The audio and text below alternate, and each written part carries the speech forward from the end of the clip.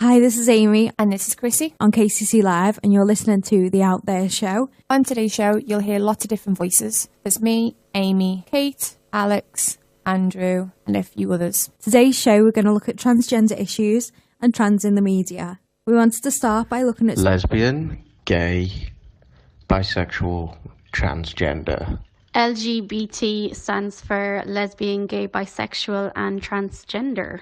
I literally have no idea what you're on about.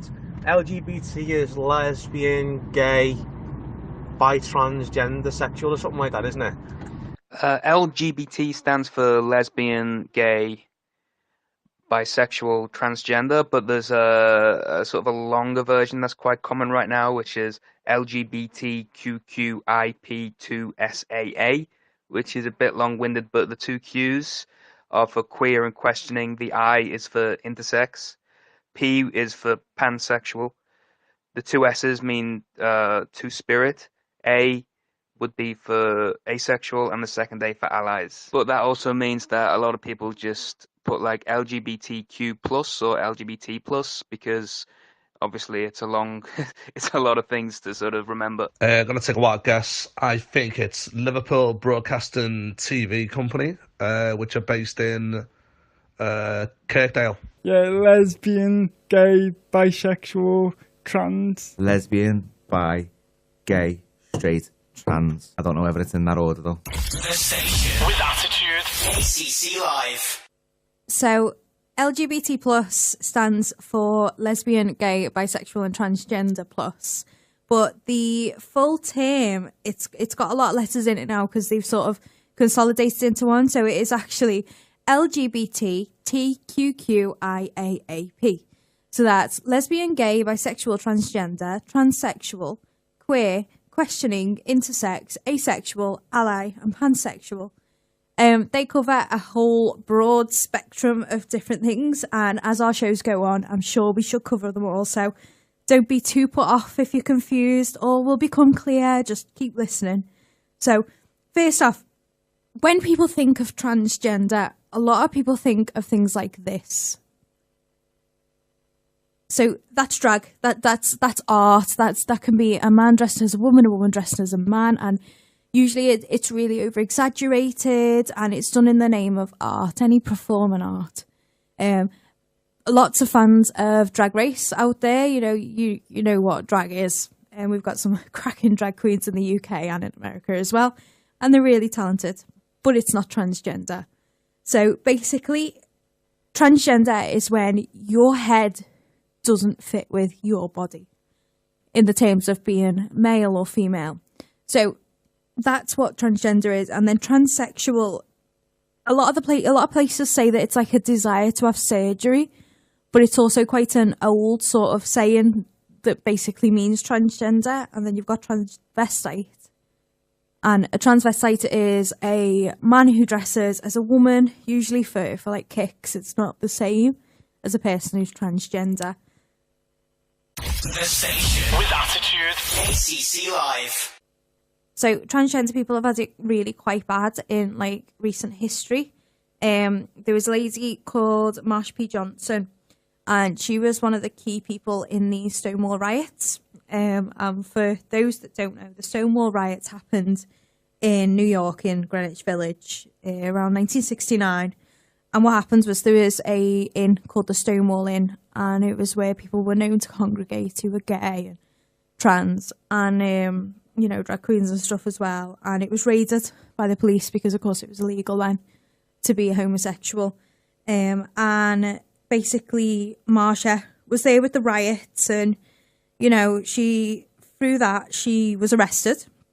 And when the judge, it's a great story, when the judge turned around and said to her, "What does the P stand for in Marsha P. Johnson?" She turned around and said, "Pay it no mind." And the judge let her off. So, sometimes it pays to be a bit cheeky. But yeah, so she then, through that, was one of the founder members of the Gay Liberation Front.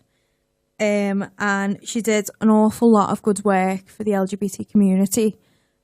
She founded one of the first shelters for gay and trans street kids in New York in the 70s. At one point, a journalist turned around and said to her, "Why are you writing? What's going on?" And she just turned around and went, "Darling, I want my gay rights now." So she was one of many transgender people that have been in the limelight.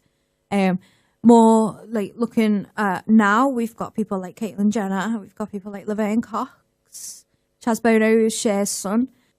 And in the radio in the UK, we have Stephanie Hurst, who was originally known as Simon Hurst and was on the Capital Yorkshire Breakfast show. And she's a good one for her story to read as well, if you get a chance to give her a Google. The station with attitude. ACC Live. So I first realised that there was something different about me maybe when I was 4 or 5. I knew I wanted to be a boy. I told my mum and it didn't really go anywhere.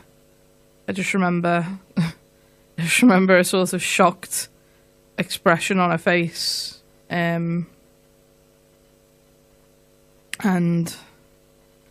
basically I just went about living my life as a very boyish girl, I suppose. I would try and get more masculine stuff and probably end up with gender neutral stuff most of the time, and maybe end up being a little bit disappointed. I just as I grew older, I think I just became more and more uncomfortable. Basically as I was growing up, and puberty was really horrible. I didn't really cope very well with being a teenager. I sort of was just angry a lot of the time. I was very, probably clinically depressed for a good portion of my teenage years, and was bullied quite badly through school. But I survived. I kept on going. I started performing through school, in terms of like drama and music and stuff like that. That was all I was really interested in school, because it gave me an escape. Then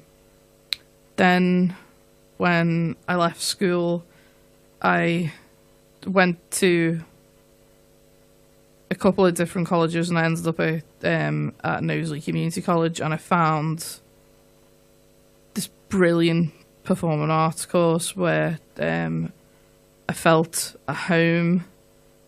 I sort of felt safe in a sense as a performer, and it allowed me to just get on with performing and acting and being involved in the college radio station without having to really recognise what was going on within me on a gender identity level. So it gave me it gave me an escape from that, in a sense. So I wasn't thinking about it all that much, and that was very helpful at the time. I sort of sunk back into depression once I'd left college and started applying for uni, and I didn't have a great time at uni, but uni sort of brought all of this to a head and made me acknowledge to myself that, yeah, I am trans, and I need to start living as someone who's trans. I need to be true to myself. And since then, it's got an awful lot better.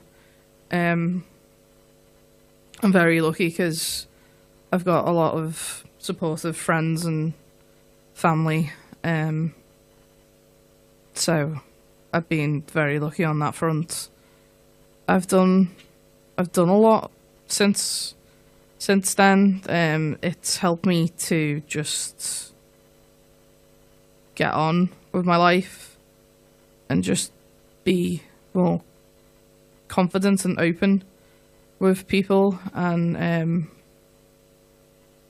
it's been nothing but positive, I feel, even though sometimes people don't get it, which is fine. I'm not looking for people to get it, I'm just looking for people to accept that this is who I'm saying who I am. And up to the present day, I mean, I've got a full-time job, I've got wonderful friends, wonderful family. I think I'm doing quite well at the moment. We'll just see what happens. This is 99.8 FM KCC Live. I think one of the main issues still for a lot of trans people is just being taken seriously by society a lot of the time. People still tend to think it's okay to do tranny jokes and stuff like that on TV. It's just not.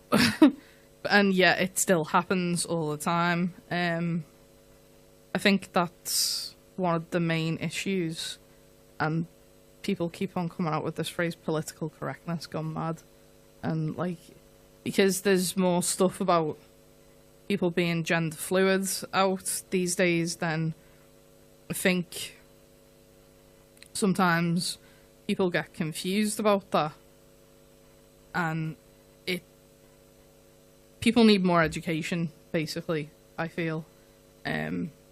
But at the same time, it is steadily getting better, but I still think we're behind where we need to be. So as far as support goes, for what is out there now and what there used to be, maybe at a time that you were accessing, if you're not accessing now, was it easy to find? Do you feel there's enough information or enough support out there for people? I think it could be a lot easier to find. I think sometimes people are still scared to go to NHS pathways and stuff like that, even if you're planning to transition or whatever, because it's still all a bit of a postcode lottery in terms of like transitioning, because your doctor might never even heard of a GIC, for example, or like there are more services around, but they need to be better funded and better publicised, I feel.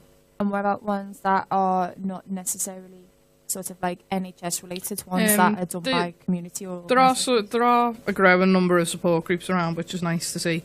Like there's stuff like Mermaids, there's a couple of adult trans support groups in Liverpool. There's one that I still attend sometimes called Live Fast Network. There's a group called Spirit Level. There is information out there. There's a group called Intrust as well. It can be difficult to find if you don't know where to go, though. And so would you recommend just kind of like use the internet and get support that's needed?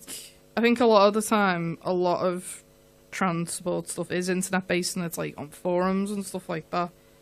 I've used some forums in the past, but it's not really my thing. I'd rather be face to face with someone. And a cup of tea. Yeah. Because it's just easier to interact with someone in a more meaningful way, I feel, face to face. Yeah. Okay, so the last question on this is, what do you wish that people knew about trans people? That we're just like you. We're just ordinary people, just trying to live our lives as best as we can. We're not looking for your approval. We're not looking for your praise. We just want to just live as authentically as possible, and just be respected for it, basically. And sometimes I don't think that respect exists. It does more so now, but we've still got a long way to go. This is 99.8 FM KCC Live. Okay, so this is Chrissy on KCC Live, and I have got Z on the phone with me. Hi. Hello. I have got a handful of questions for you, Z. I'm going to start off by asking, how should I address you? Is it he or she? And why this is important? It's she. Trans people have various ways of being addressed. Some people don't mind. There's like famous example is Dizard, who famously says that they don't mind what you call them. However, if someone decides that they would rather be he or she or they, you should honour that pronoun. That's someone's identity, and that's how someone likes to be addressed. And if someone, it's giving someone the respect that they have asked for, and I think anything other than that is disrespectful. Yeah, and is it best to always just ask rather than shy away from it? Would you say it's easy just to ask the question? I sometimes think that if it's obvious, if my friends are calling me she, and you're in a situation where everyone else is calling me she, and there's no other difference going on, you will sometimes still get that very ignorant person will come over and be like, you're right, he, they, and so on. I think sometimes people do it purely as like, almost like I know better than you kind of thing. Yeah, like a put down maybe? Yeah, totally. And I would rather someone asked rather than got it wrong. But I do sometimes also think that if you can kind of get it right without having to ask. Don't draw attention to things if unnecessary, really, just for the sake of it. Yeah. And I think how you ask is important as well. If you're out with a group of friends and everyone's having a great time, and then you, right in the middle of the conversation, go, so are you a fella or a gal? That can be just as heartbreaking as someone, really it's better to kind of quietly, politely ask differently, how would you like to be addressed? I think it's just about being kind, and regardless of the situation, just be, like you said, respectful and a bit kind to their feelings, regardless of what the situation is. Totally. And I mean, you wouldn't single out someone's sexuality, and it's very similar to the treatment of how trans people are being treated now is very similar to how LGBT people were being treated kind of, back in like kind of like the 60s and 70s and 80s and so on, where there was this kind of wave of like panic about it. Yeah. And right now you wouldn't, in the middle of a conversation, say out with friends, go, so are you gay or what? Yeah. You wouldn't do it. It'd just be a really uncomfortable, awkward situation, and it, it wouldn't be acceptable. Whereas for some reason, to suddenly in the middle of a conversation ask if someone is trans, it's still totally fine. Yeah. That leads on to the next question, which is for anyone who's listening who's not fully understanding what it means. Can you explain what transgender means? Well, trans comes from the term transition. So it's the transition agenda. So I was assigned male at birth when transitioning to female. And that's quite a simple, easy understanding of trans. But trans is actually now used as a term for basically anyone who is non-binary, which means they don't fit the binary spectrum of male or female, which kind of, it takes people a little bit of time to wrap their head around sometimes. But if you kind of look through history and you look through culture and you look through even just recent culture, there's plenty of people, and there's plenty of people in the media who haven't fitted those gender roles of just male and female. And there's plenty of people who sit in the middle or, are more on one side than the other and so on. And that is essentially transgender. It's just when somebody does not fit in with the binary idea of male and female gender. I think that's a really nice way to explain it. Yeah. You came out as transgender after some success with the band. And so would you say that you created Queen Z as a way to deal with gender dysphoria or just as an identity? Totally. And I've been quite open about that and how, because transgender people are such a minority of the population, I think it's like 0.1%. I didn't really have a lot of kind of trans role models around me. I kind of felt slightly alienated and like, a bit of an outcast and like a bit of a freak. But then as I grew up, I started to see kind of drag queens, and I started to see drag, and I really remember, like Paul Grady and stuff on the telly, and being like, oh my God, wow, I can really identify with this. And even though that is different, and I should point out that drag and transgender are different things, that idea of having a persona and having like a kind of female persona, that was something that I really kind of was drawn to, and that's how I created Queensy. And Queensy was essentially a chance for me to kind of live that part of my life that I felt like I couldn't do day to day. Oh. I'm learning more myself as this goes along, and some of the stories and the way some people have felt at a time, it is quite heartbreaking. I mean, it's great that some people are able to cope better by doing certain things, but the idea that you have to do something in order is just quite sad. What was the reaction from people when you did come out? People actually weren't surprised. And this is the thing as well. People seem to think that there's this preconception that one day you just change genders. And everyone goes, oh my God, whoa, where did that come from? What happened? You know, I told my parents. My mum just kind of rolled her eyes and was like, yeah, you know, could have guessed that one. And the same, you know, I told my band at the time, there was just the two of us in the band, and I told Jay, he's a guitarist, and he was like, yeah, no, we've all known for ages. And it's one of them, you know, it's very obvious, and people were just kind of waiting for me to kind of come out, and so on. So, yeah, I've had a mixed positive and negative reaction. You know, not all my family was that understanding. Something that was particularly hard for me was how, because my parents are kind of a different generation to me, their friends and our neighbours and so on weren't so understanding, and then they've had to deal with more kind of ignorance and more kind of hatred towards me than I have, which has been really hard for me because I don't ever want to make their lives any harder or you know, kind of put them through anything. But as just kind of a consequence of having like a transgender child, they have. So that's really sad, but ultimately you kind of just go, it's awful for them, but those neighbours, how small-minded.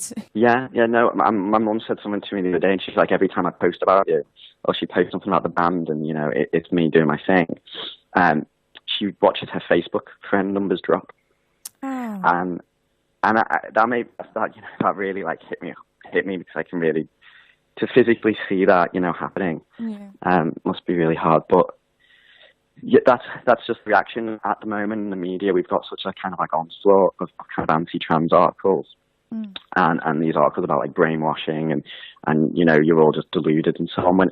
And it's not true at all. It's absolutely not true. All trans people want to kind of do is just live their lives. I'm just a normal person. I eat, I sleep. You know, I like music. I like art. You know, I like films. I'm just living my life. I'm not doing anything. I'm not sent from hell. I'm not, you know. You are human, and that is what it comes down to.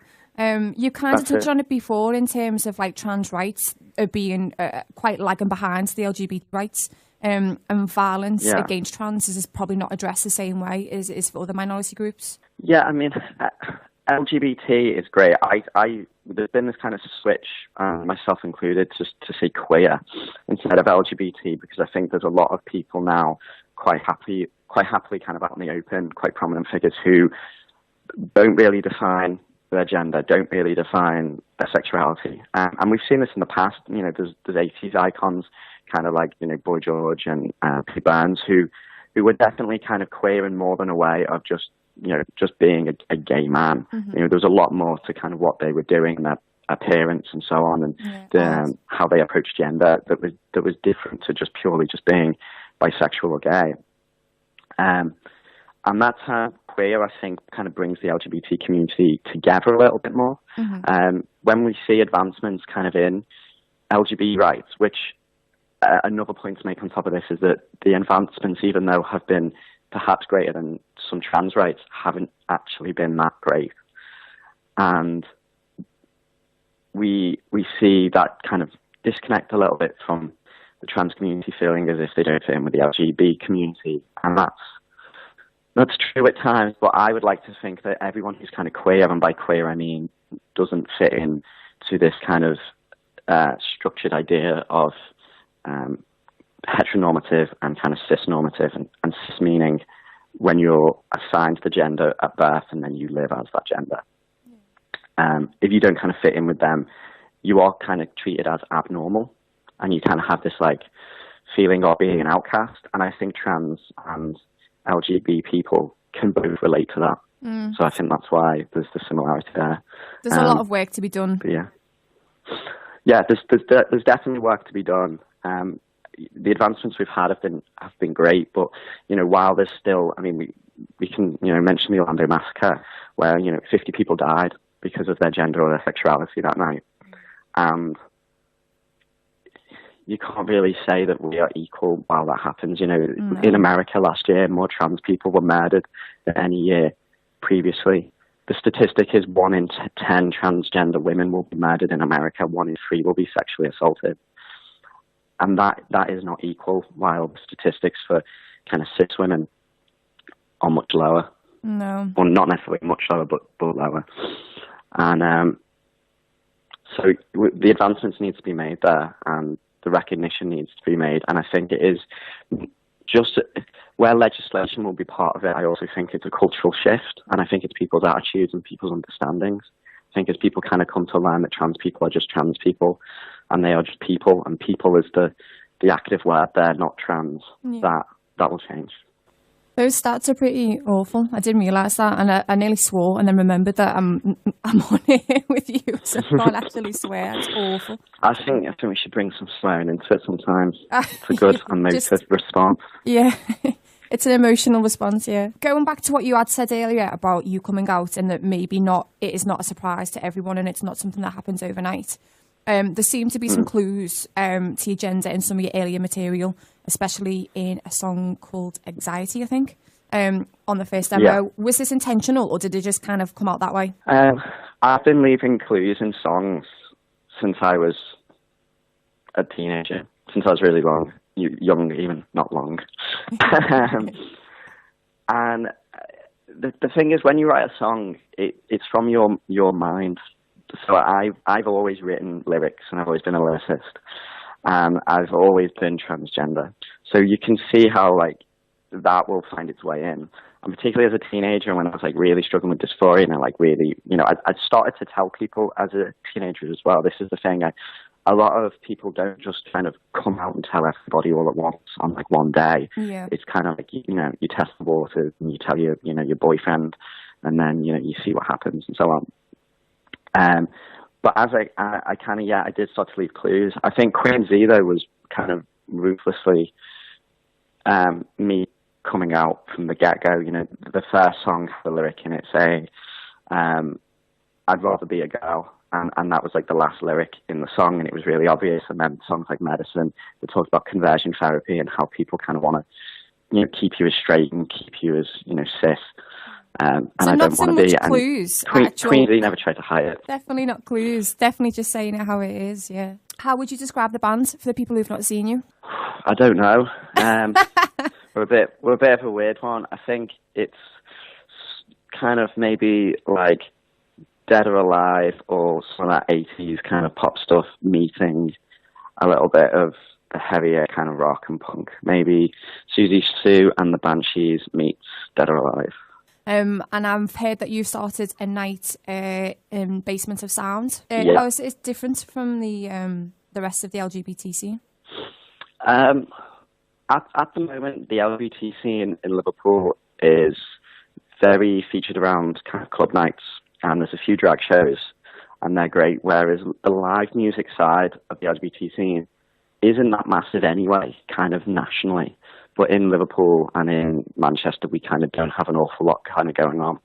So the idea behind doing SASDEN was there would be a monthly or a kind of bi-monthly live music night where people can kind of come and see live music as well as DJs, as well as drag queens, as well as, all the other nonsense.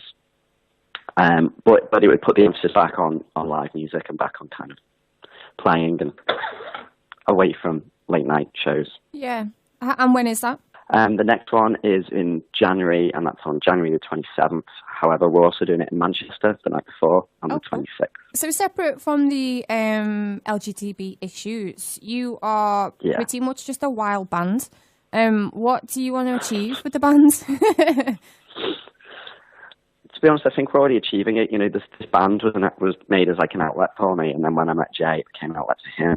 And as we've added more members, we've all realised that, we all are kind of outcasts, and we all kind of, all have our moments in our lives where we haven't fitted in. And this is the first time where we've kind of all been able to do that and been able to have this kind of cathartic experience kind of every night on stage and just outlet that emotion.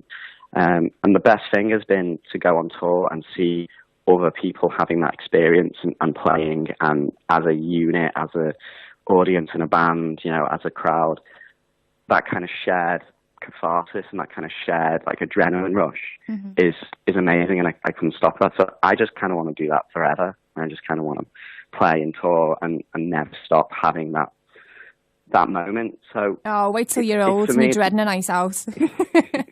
I know.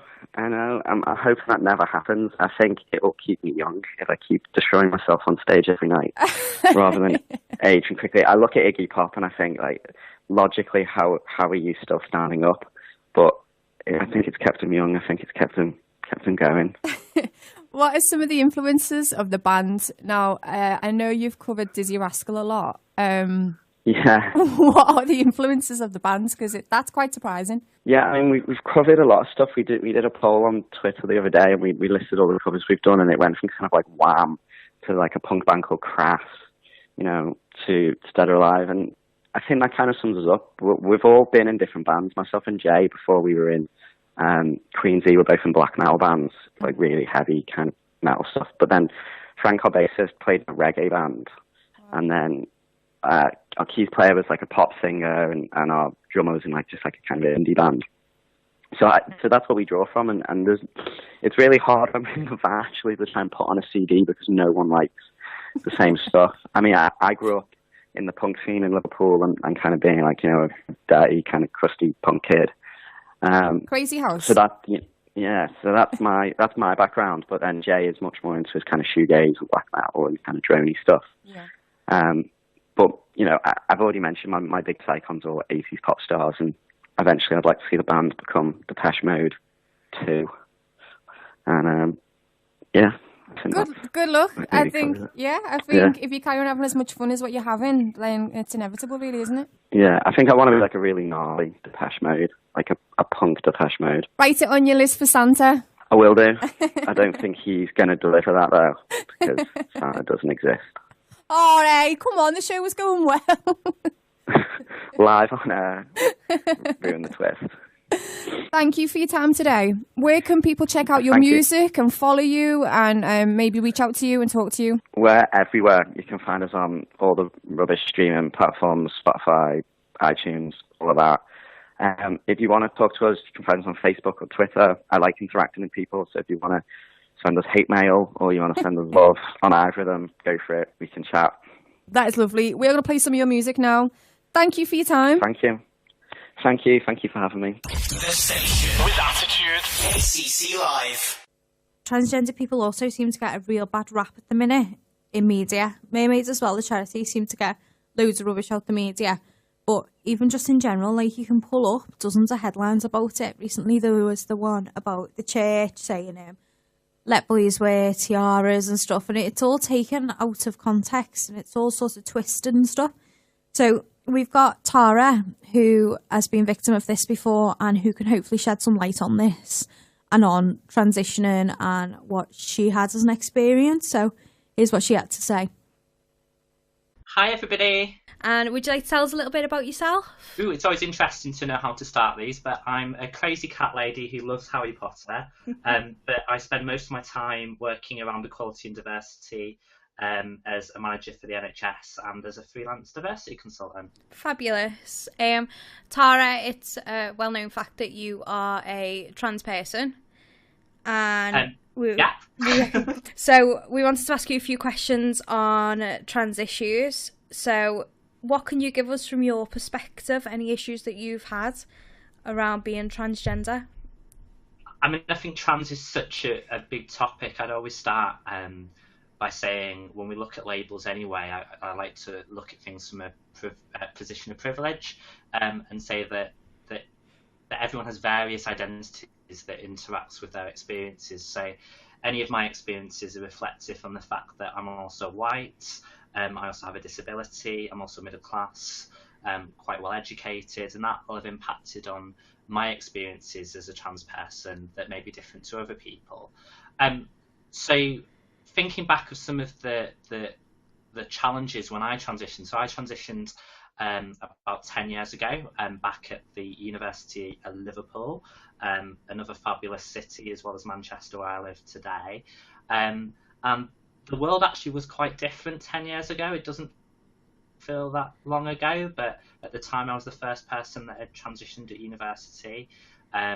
Trans issues were still something that was not very visible in the media, unless you watch shows like Eurotrash, or you were obsessively navigating the internet and could see and find and explore things online. And I think one of the things that was quite stark at that point in time for a lot of trans people was that their identity was very important to them, and knowing who you were, you'd done a lot of research, you'd actually gone and sought out what were these feelings, why was I feeling this way, were there other people that felt like me, and you were very well read, and trans was something that was very familiar to you, but to the wider world it was something that was very not familiar. It was something that words were barely used. If it was in very occasional freak show-esque newspaper headlines. So I think coming out 10 years ago was different to it is today, and it was more feeling that there was this empty vacuum, and how do I fill it, and how do I feel that I'm using the right words to describe how I'm feeling when I'm telling people about my identity. So that at that point in time was sort of, I think it's hard to imagine a university campus without actually trans issues and trans people feeling like they can come out and feeling like they're visible on campus, because there's so much work now going on in LGBT societies across the country that just didn't exist. I mean, back when, looking back, it was a time where trans had just been added onto the LGBT campaign at NUS, this idea that trans people would be included in LGBT rights. Even though trans people led the riots over in America, the Stonewall riots, and have been a big part of the LGBT movement going through history, we were still at a point where people weren't willing to accept that trans people were part of that broader community. So I think that it felt very isolating, but equally there was a strong online community and people wanting to reach out and connect, and I made quite a lot of connections with other trans people at that point in time. So I hope I'm sort of setting the scene about where we are then and where maybe things are now, where there's different challenges to what people were experiencing about 10 years ago. Does that sort of make sense? Definitely, you can see a good comparison. Would you say that there's more education and awareness now then? I'd say that that language is something that people are more aware of. You hear words more. I think it depends on what circles you move in and what parts of the UK and what media you listen to and who your friends are. And it's really easy sometimes, especially if you do jobs and work and move in some of the circles that I do, and it goes back to that issue of privilege, that you think, well, everybody's going to know everything about trans issues now because everybody I know talks and engages on trans issues. But actually, you've got to have a reason to do that, and actually a reason to understand language. And if the only place that you get your knowledge and information is from newspapers like The Express, The Daily Mail or The Sun, you'll be aware that trans people exist, which is maybe something that was different in the past. So there is movement there because there's a story or two every single day in those newspapers about trans people. But I'd say the level of negativity is greater around some of those stories. So sometimes bad information is worse than no information. And I think we're entering that sort of era at the moment where it just feels that there's so much misinformation and bad information being put out there. It is increasing the visibility and acknowledgement of how many trans people there are, but it isn't always moving in the right direction, and it's leading to some of the negative stories. So, Tara, speaking of the media, do you want to tell us about that news headline? There's been a few, so but I know you want at the minute. Tell me about them all. I think a lot of trans people at some point or other in the UK find themselves either in dispute with the media because of the amount of negative stories they see, or they find themselves the subject of some type of media story. The story we're talking back is my famous headline in The Sun when they thought that my sex life was appropriate, and a picture of me outside Downing Street talking about me taking the whip. And as somebody who's very open about being supportive of alternative lifestyles and the BDSM community and people who want to express their selves in many different ways, I suppose it wasn't shocking that at some point or other our Conservative with a small c world would want to attack that in some way. What I found quite interesting, though, was that I've still got an email somewhere that from the editor of The Sun telling me that my sex life was in the public interest, and that the British public would want to know who I slept with and what sex acts I got up to. Now, why that's relevant to what we're talking about now is I feel that trans people are judged with a different bar. At the time, it was because I was involved in politics and I was hoping to maybe one day becoming an MP before I realised the world was very nasty and much like other pursuits, which I can dedicate my energy to now as I've grown up. And maybe some of our politicians could grow up and we'd actually all be in a better place. But when we judge trans people alongside people who are not trans, the media's obsession with sex and the media's obsession with trying to pull trans people down and dig up histories on us is really quite vile. And we're not judged for anything that we've done wrong, but we're judged on simply existing or leading lives that other people already lead. So I can give the example of the trans woman who has become a women's officer for one of the constituency Labour parties in the UK, Lily, has faced horrendous attacks in the last couple of weeks in the Times simply for existing and becoming a women's officer. Nothing else. It's just the fact that they're trans and they've become a women's officer, and they've faced the national media's spotlight and focus on them.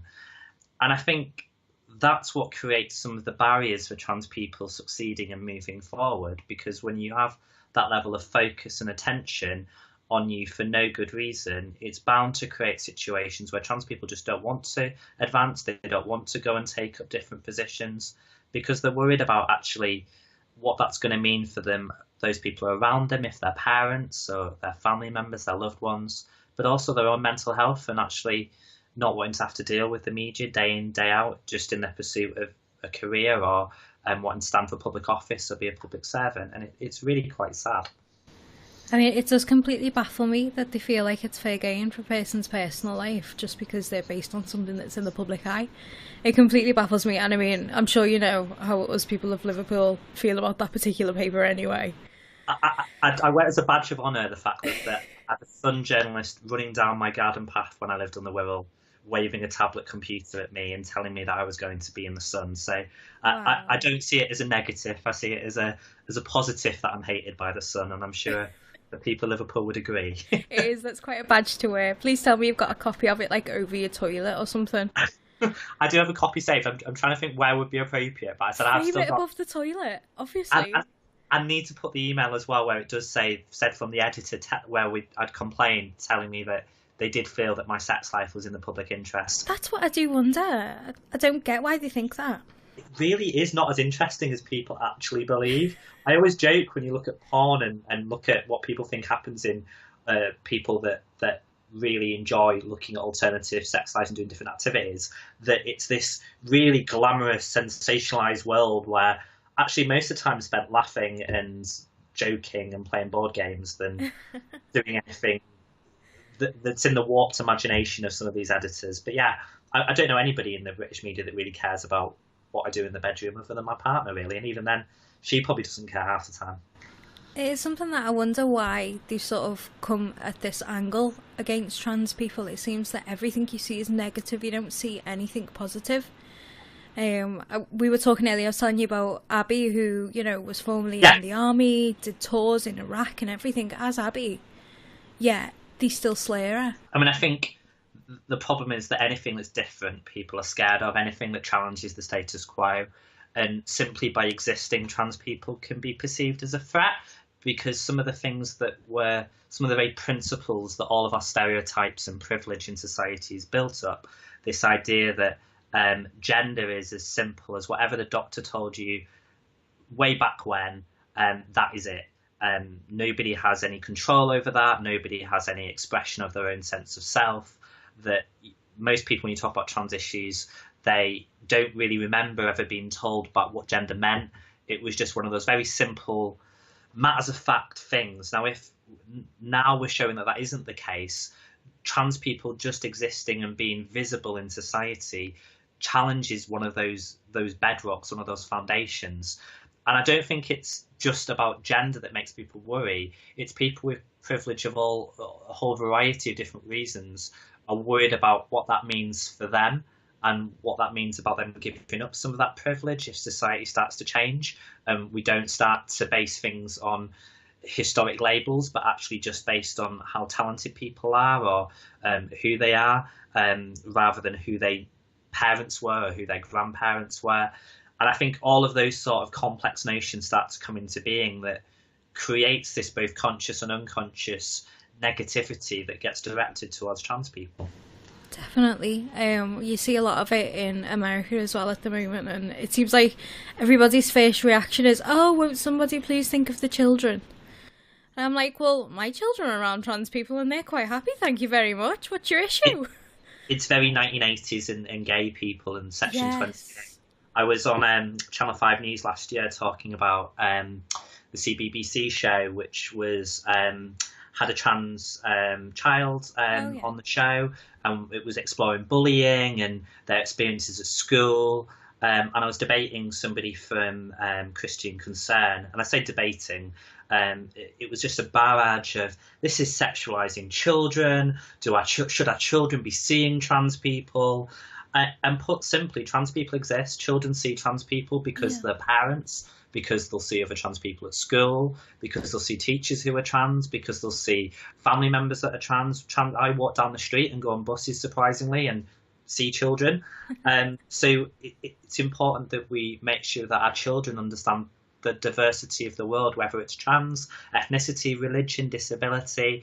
You're equipping children to be able to engage with the world that they live in, but also actually when you're looking at identities that they might come out with, because actually identities that's part of their self-awareness and growth, they know that if they are trans or if they are gay or if they are bisexual or any other identity, that if they do come out and express that difference from the normatives that society is imposing, that they're going to feel supported and that there's other people that share that identity and that they don't have to feel alone. And I think that those are the messages that we should be talking about to make sure children feel valued and can go on to be successful and have fab lives, rather than all the negativity that you hear these Christian Concern and some of the people that supposedly feminists that I don't really think can call themselves feminists. They're just transphobic. Oh, don't even start me on the feminist. Yeah, but that's another show, that one. We could do a whole show on that group of people. Oh, but... too right. I've got my own soapbox on that one. But yeah, no, I can definitely see where you're coming from with the children. We were talking about the gender neutral debate as well today in the station, and we were saying about, I've got friends on Facebook and stuff, and I see them and they're like, oh, gender neutral now, I wouldn't bring my children up. And I was like, oh no, you don't understand, you don't get it. And I think that's part of the problem. People don't understand, they don't get that being gender neutral doesn't mean that your child can't be male or female. It means that your male child can play with something that would be perceived as female and vice versa. It's not just as simple as being like, no, you're androgynous and that's it. But I think the way you described it is really apt. It's saying that if your child plays with a certain type of toy, you don't get somebody going, you're a wimp, you're a whatever other abusive language, or which surely we would want all children protected from stigma or abuse or bullying because they decided that they wanted to play with one doll or one teddy bear or one outfit or one superhero or whatever it is they want to play with, because they're children and they're playing. And they're exploring the world. Parents and people that want to support children, teachers, or just all of us, really, humans, it's about supporting children to be themselves and explore the world around them in a safe and positive way. And gender neutrality, if we want to give it a label, is about removing the stigma that's attached to children that are called boys and children that are girls, being stigmatized because they want to play with superheroes or they want to go and play with a princess dress. Which I don't know many people that feel that children should be bullied for playing with those toys. So it's not a trans thing, it's just a sense of decency and kindness and hopefully advancement from where we've been in the past where children were stigmatised for what they played with. I can definitely agree with that. Do you want to, where are you now in terms of, yourself and, obviously you've got a job that you enjoy, a partner, So my happiness and sense of self in the world? Yes. Well, depends on different days. I think, like everybody, if I've seen too many news headlines, I think that at the moment the world just seems to be one negative headline and one negative headline about trans people every single day, and I think that really does pull people down. And I said maybe we forget that trans people have different identities as well. I said some trans people have mental health issues, some trans people have different privileges that allow them to be more resilient or deal with stuff. So I think that's the world at the moment is very turbulent if you're a trans person, and seeing that. I think as myself, I'm quite a positive person. So hopefully we will go through some of the battles that we've gone through, that lots of minorities have gone through, and will continue to see some positive progress and a world that's more inclusive, and the talents and the amazing trans people that might go on to cure cancer or do a whole host of other amazing things. The same way people who are black and gay and who face that still face discrimination, racism and homophobia, that we get a world where their talents are recognised and valued as well. I mean, that's the future that I want to see. For me, myself, hopefully, continue to be happy, continue to play with my cats, continue to chat to fabulous people like yourself, and really just not be negative, because I think the negativity and not hate. So I often see trans people getting angry and hateful, and I understand where that comes from, because it's difficult when you're facing that barrage, but ultimately hate and anger just impacts on yourself, and you're just letting people that want to hurt you win even more. And it's so much better to fight hate with love and to focus on the things that are really good in your life, and however small. And that's what I try to do day in, day out, as much as I can. Right, that's a great way to look at it. Tara, if you could give anybody advice, somebody that's not used to people who are trans, that's never met a trans person before, what would you say to them? I think with everything, it's just engage somebody as a person. I think one of the things we're talking about before the show was about labels and how do you engage with labels. And as I sort of said already, I am trans, but I'm Tara. And I want to be engaged with as me. I want people to value not that I'm trans, but my perspectives, my understanding, my passions, the things that I care about in life. And I want to engage and connect with other people's passions and things that they care about in life. But people to reflect the language that I want to use to talk about myself, as I'll reflect the language that other people want to talk to. And just engage someone on their level and be open-minded, and don't try and assert your own judgment on those other people. One of the things that I know I've learned going through life over particularly the last 10 years as an adult, that you're constantly getting things wrong and your views are constantly changing, but they're changing because of other people around you. And when you listen to other people and let other people challenge your views, that's where we get to grow as individuals ourselves. So hopefully if people haven't met a trans person, they're open-minded and can talk, maybe the trans person can share some perspectives that help you understand yourself a little bit more and move forward. And hopefully maybe you'll share something positive and compassionate back too. Thank you so much for that advice, Tara. It was great. And thank you for coming to talk to us on Out There. And I'm sure we'll speak to you again soon. Anytime, always happy to come and share a smile. The station with attitude. ACC Live.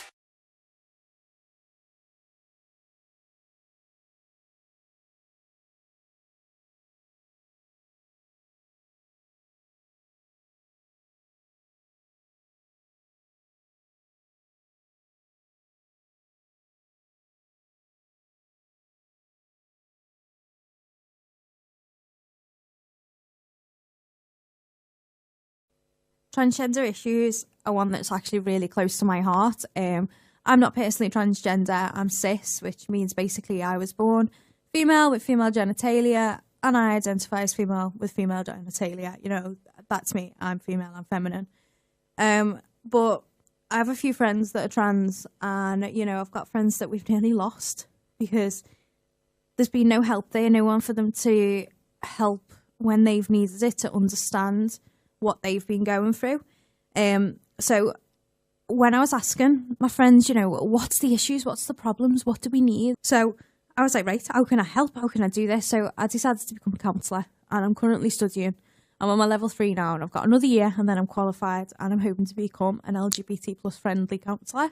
It's unreal, the amount of help that is needed, but that isn't out there. It's like we're losing people left, right and centre. We've lost hundreds of people to suicide this year who are transgender because they don't feel like they've got the support and like they're going to be accepted. And it's ridiculous.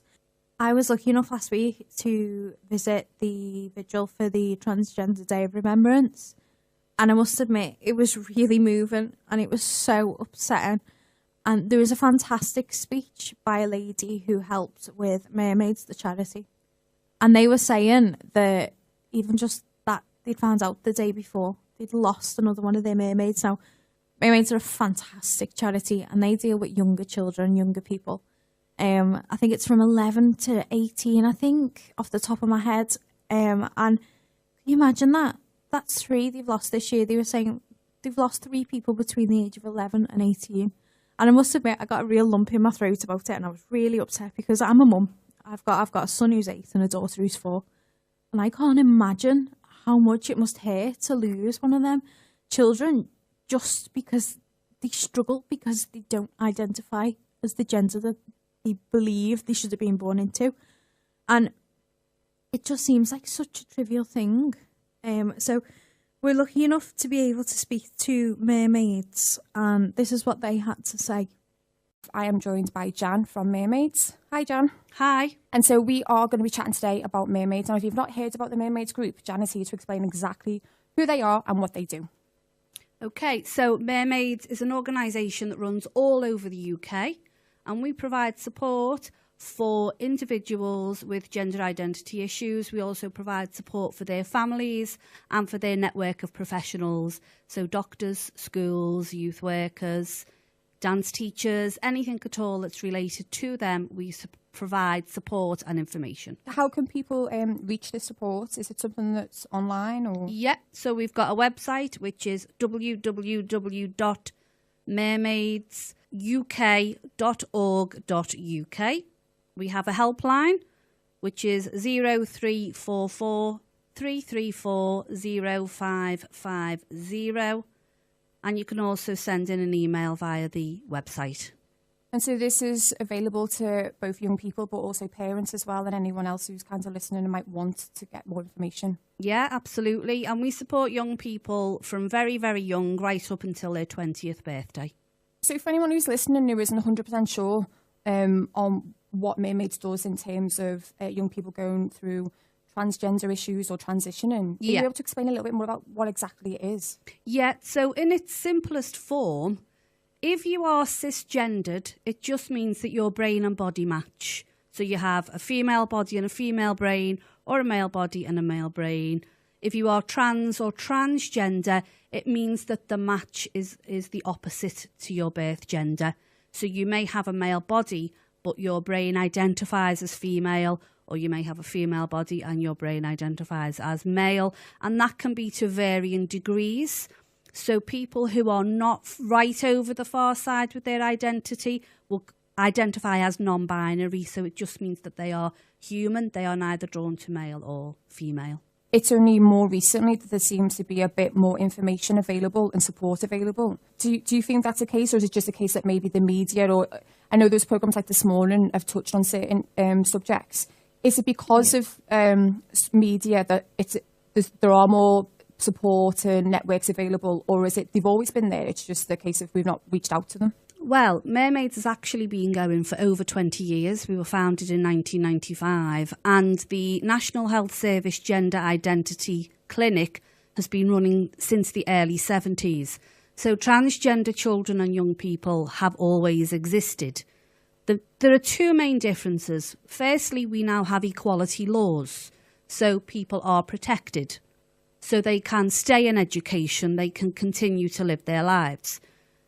And they've got protection to be able to do that. And then another side is that we now have more diversity in media. So we are seeing it. It's also in our culture. So young people are able to self-identify. They're able to see someone, whether it's online or on TV or in a film or in a book, and say, oh, that's me, that's how I feel. And then they can self-identify. And so with Mermaids, are you able to provide information support for those who, because I think, again, it's that myth. I know you mentioned off air a little bit about myth busting, so that if someone is going through some identity issues or a little bit of confusion, probably more so than identity issues, I'm assuming that surgery and things is not always the way forward, and there are other things that are able to help.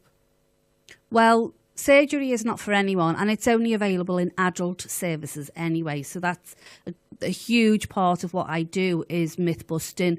The treatment pathway in the UK, it's provided by the Tavistock and Portman, which is part of the NHS, and only when a young person hits puberty, and again they have to have lots of assessments by gender identity experts, then they may be offered a puberty blocking medication, which is completely reversible. It literally just puts a pause button on puberty. Take the medication away, biological puberty will continue. And until you're 16, that is the only thing available, as well as psychological support. So do you think maybe at some point the media or social media or myths have played a part in the fear that is associated with transitioning or trans issues? Yes, absolutely. And it's really important that we provide that support for young people. Stonewall issued a report this year which shows that almost 50% of young trans people will attempt suicide. 84% have self-harmed and 75% are actively self-harming. And yet we know that if a young person is supported to socially transition, and that just means, you know, changing the name, changing their appearance, it's got nothing to do with any medical intervention, that the outcomes are so much more positive and that their mental health is the same as the rest of their peer group. So it doesn't have to be a negative outcome, which is why support and understanding is absolutely vital. And is the Stonewall report something that is that information fed into schools and things, or is this something that the schools will be required to seek out? It's being used as part of a HBT project, so it's anti-homophobic, biphobic and transphobic anti-bullying programme, which we are part of the consortium who are delivering that into schools. So we are working closely with the Department of Education and the Government Equalities Office to get that information out there so that young people can be supported. That's perfect, because I think sometimes people might play the ignorance is bliss kind of cards, and if they don't know about it and they don't have to know about it, therefore they will just dismiss it basically. Yeah, it's available online and it was published in The Guardian in June. So just going through some of the myth busting and some of the, you're the lady who can help break down some of the confusion basically to do with sexuality and gender identity, is that right? Yeah, absolutely. I think the reason a lot of people have struggled to understand what transgender or non-binary or any of that is, it's because they attach it to a sexuality, and I think that's why they can't understand when young people identify as transgender. But they are very, very different things. Yes, they're both under the rainbow, but they're at completely opposite ends. Your sexuality is who you go to bed with. Your gender identity is who you go to bed as. It's who you are, and it's got absolutely nothing to do with sex. It's a nice way of actually remembering that, isn't it? Yeah, very simple. And again, I'm assuming these are the parts of the project that you do take into schools and making, I think sometimes more the older generation. Now I know some people will disagree with that and so will say no, it's not. But in my experience, working with young people, they tend to be a lot more savvy and a bit more open-minded now, whereas a generation above sometimes are not as quick to be just a bit more open-minded towards anything that's different, and I mean any kind of change. I think you can get people who are bigoted or people who are not prepared to listen in any age group and from any background. We've got lots of grandparents and great-grandparents who are real huge supporters, of the children that we work with. And I have been told by an 80-year-old gentleman that I should not allow anyone to use age as an excuse for bigotry, because we live in the information age and information is at your fingertips if you can be bothered to go and look. Yeah, I think that's the thing, isn't it? If you want to be open-minded and you want to understand things, you will, regardless of age or what is available to you. Yes, and I would say to anyone, if you want to learn a bit more, there are 3 videos that I would recommend, very short videos. One is Jackie's story, One is Jamie's story, and then the other one is one of our patrons, Captain Hannah Winterbourne. She's a captain in the British Army, and it just shows how the armed forces dealt with her transition, and it was really straightforward, no fuss, and it just gives you a better understanding, really. And how can people watch those videos? Can you just recap? Yeah, they're on our website, so you can either look them up on YouTube. It was Hannah Winterbourne when she was on the One Show. And then there is Jamie's story and Jackie's story, which they're both online or on our website. For some of the young people who are listening, we've got a youth audience, and sometimes it can be quite a scary thing to speak to somebody or to reach out. Listening on radio or on your phone and communicating via text and things is a very safe way of doing things. For those young people who are listening who might relate to everything that you're talking about, what do you advise them? I would say to reach out, but to reach out to the right people. So if you can find out where your local LGBT group is and get involved there, you can go onto our website. We do have meetups. We also have a private online forum for teens, which is completely safeguarded. You do have to be verified to get on there. Obviously, we need to make sure you are who you are. But you will be looked after, you will be listened to, you will be given the correct information. No one will tell you what to do. It will just be support and information.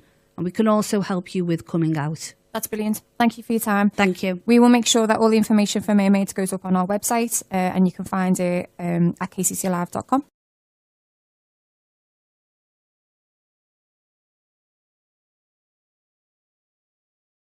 This is 99.8 FM KCC Live. KCC Live. KCC Live. KCC Live.